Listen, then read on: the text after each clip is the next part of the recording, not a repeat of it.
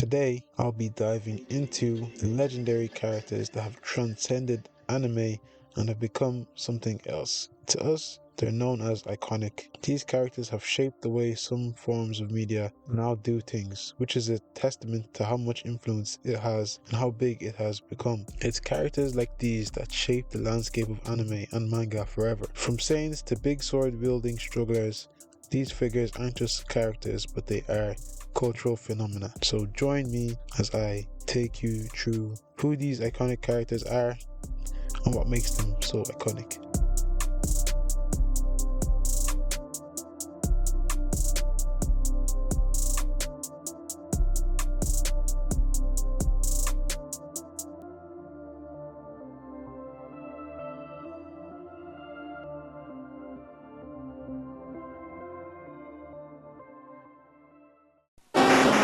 ねえねえ、私のポケットモンスターと勝負しない？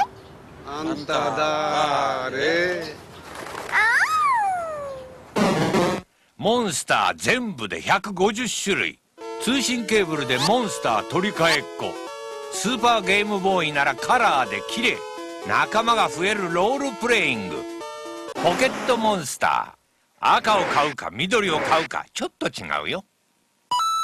First, we're gonna start off with Pikachu from Pokemon, because who doesn't love Pokemon? I'm sure everyone knows who Pikachu is. Even if you're not a fan of anime, there's an 80% to 90% chance you know who it is, because Pikachu has become a household name due to its sheer popularity among kids back in the late 90s and onwards. And to add to it all, the Pokemon cards and games and stuff like that just made it even more popular. While researching for the video, I found out that it wasn't an anime first, but a video game. Really surprising to me, because I always thought it was an anime first. But anyways, starting all the way back in 96 with a blend of RPG and creature collecting and trading, which at the time was something fresh and new. The games were massive hits.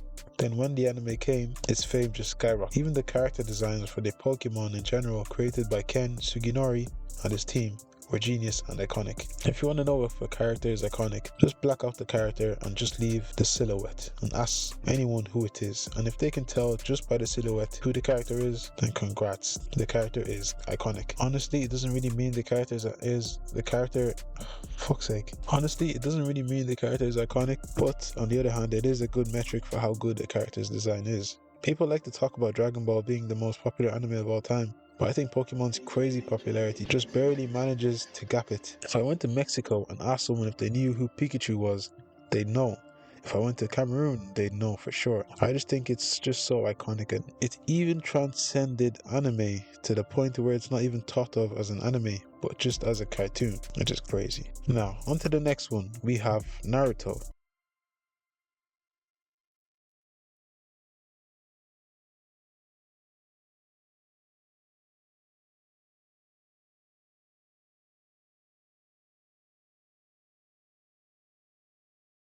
Naruto is the story of an underdog who rises to greatness due to his shortcomings. We all watched him succeed and loved every minute of it. I don't think Kishimoto anticipated how popular Naruto would be. I'm sure he didn't. But here we are, now, all these years later, following the journey of a young boy that is ostracized by everyone around him for something that's not even his fault. He dreams of becoming something more, so people will actually acknowledge him. The story is filled with action, drama, and emotional depth. Even the themes ring through the anime like hard work and strong bonds, and the fights, man. I'm sure I've mentioned it before, but Naruto definitely has the best fights in the big three. I can't name one bad fight in that show. They're all just so good. Okay, maybe one or two bad fights, but yeah, I think that's about it. Naruto is a household name, just like the rest on this list. With such a global impact, how could it not be? Naruto is someone that a lot of people have related to and taken inspiration from. No matter how corny it may sound, it's true. He's truly one of the greatest. There's no way someone will watch a story like that and not get inspired. Next, we have Monkey D. Luffy. Now honestly, he isn't as iconic as the rest on this list, but due to the story and Oda's masterful writing, he gets to be on the list. So, Monkey D. Luffy, with all the mysteries and questions and all the unknown when it comes to One Piece, still we sit and watch. And every week, the fans don't fail to read it, week after week, because this is a story people want to see. Oda has done a brilliant job when it comes to One Piece, with Luffy's iconic dream of becoming the king of the pirates, which to him symbolizes how free he is in the seas.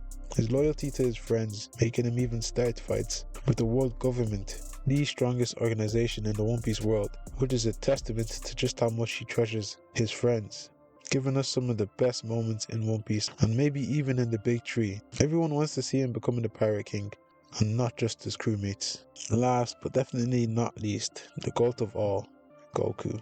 He is the most recognizable and profitable character, not just in anime. He is one of the most recognizable and profitable characters. He is one of the most recognizable and profitable fictional characters, not just in manga and anime, but in fictional history worldwide.